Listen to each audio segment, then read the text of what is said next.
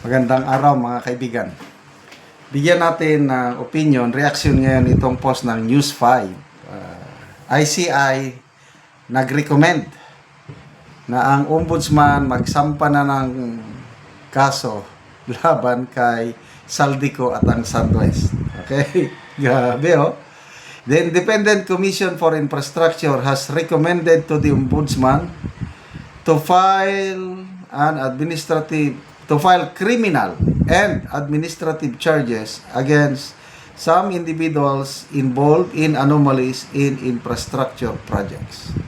This includes former Congressman Saldico and officials of Sunwest Construction, the co-founded.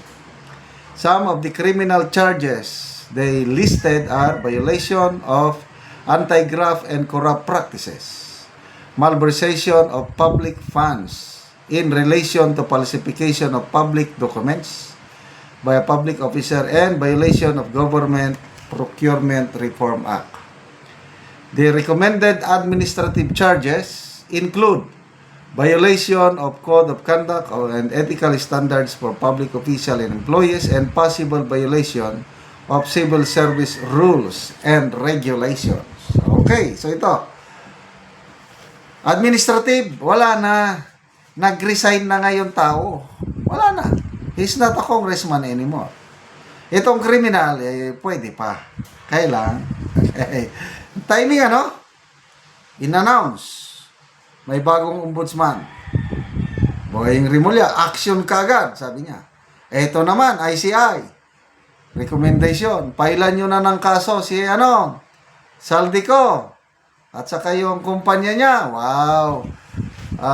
Action talaga. So, naipapakita nila sa tambayan na seryoso ang administrasyong ito sa pagtugis sa mga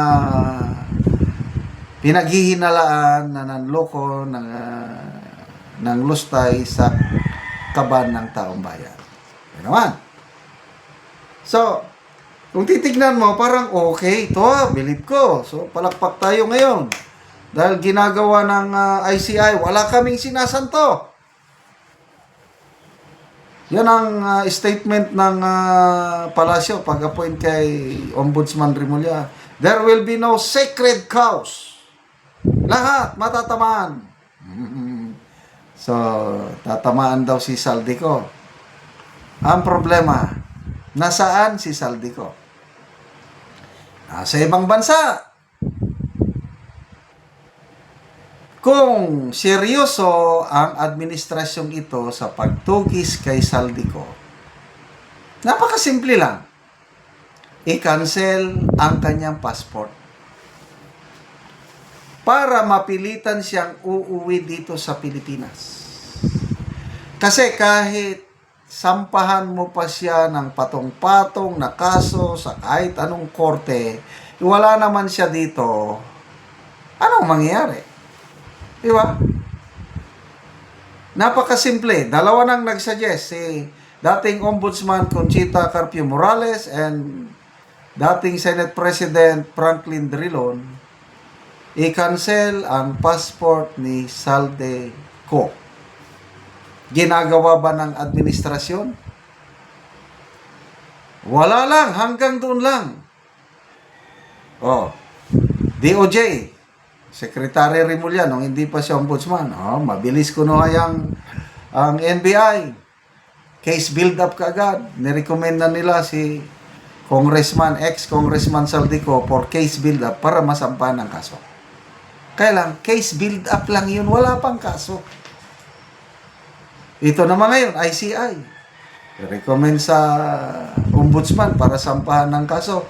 Okay lang yun. Yung masampahan. Kaya lang, sampahan mo ng kaso. Wala naman dito yung sinampahan mo ng kaso.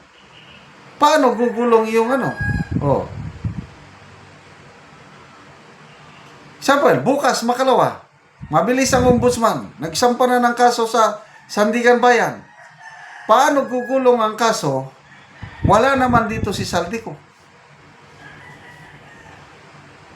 Hindi pwedeng dinggin ng Sandigan Bayan ang kaso. Kasi nga, may karapatan din si Saldico na due process. Wala siya dito eh.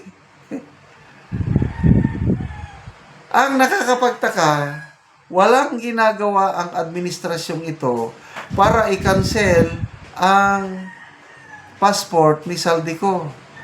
Wala silang ginagawa para i-freeze ang kanyang mga assets, bank accounts. Wala. So ano? Seryoso ang administrasyong ito? Puros nakatotok kay Saldico. Tingnan nyo. Mayroon ba sinasabing Martin Romualdez? Sabi ng Justice Secretary noon, we have a law. Let's follow the law. Pag-aralan muna natin bago ano. So, pag kay Saldico, mabilis. Yeah. Sampa. Pag kay Martin Romualdez, pag-aralan muna. Wala. Ebidensya. Ano natin ang ebidensya? Ay, nako. Anyway, ganyan na talaga ang God save the Philippines. Korupsyon? Seryoso ba ang administrasyong ito labanan ng korupsyon? I don't think so. Okay? ICI, I don't know how true yung sinabi ni Congressman Erese na may nakausap siyang member ng commission. Dissatisfied. He is planning or she is planning to resign dahil walang ngipin ang ICI, wala siyang contempt powers. So, anong mangyayari? Ay, tingnan natin. Unang umalis si Mayor Magalong. Ngayon, isang commissioner magre-resign. They can always appoint another commissioner. Kasi nga, pag resign ni Mayor Magalong as advisor, in-appoint nila si General Azurin. Pag nag-resign yung kung totoo yung sinasabi ni Congressman Erese, they can always appoint. Kaya lang, ano na ang credibility ng ICI? So, sorry to say, kung ako ang inyong tatanungin, lahat nito is palabas lang. Kasi kung totoo pa ito, nako, yun sana, hindi kung bakit nila ireklamo si Mayor Magalong na sumasama sa investigation. Kung nandyan pa sana si Mayor Magalong sa ICI, yes, may tiwala pa ako. Ngayon, wala na. Dito naman sa Ombudsman, first order of the Ombudsman, i-review, i-scrutinize ang SALN ni BP Sara. Yun, lumabas ang tunay na adhikain nila. Salamat mga kaibigan sa inyong pagsubaybay sa ating channel. Nakakatulong kayo ng malaki sa tribong Talaandig ng Bukidnon dahil ang income natin sa channel na ito is pantulong sa tribo. Namimigay tayo ng mga libreng yero at pako sa kanila para makapagpatayo itong tribo ng mas maayos na tahanan. Panoorin nyo ang video na ito.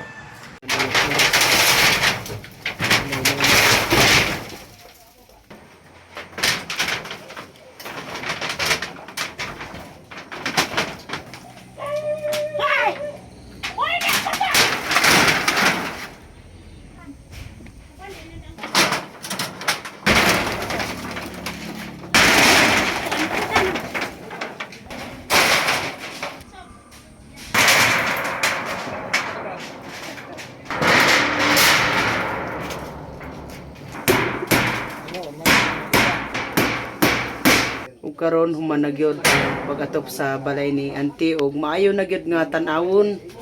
So dili na sama ganina nga mga buslot na ang yangiro. So karon maayo na. So kini si auntie usan ni siya kabalo nga wala na niya kakayahan sa pagpuli sa iyang atop apan karon nalipay siya nga natagaan siya giro. Salamat nga napulian na gyud akong atop.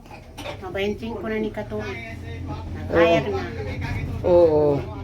Salamat sa Ginoo ang naghatag ani. Oo. So pila na di auntie ka tuig nga nabalo ka na? Upat ka man na bulan. Upat pa ka bulan. Oo.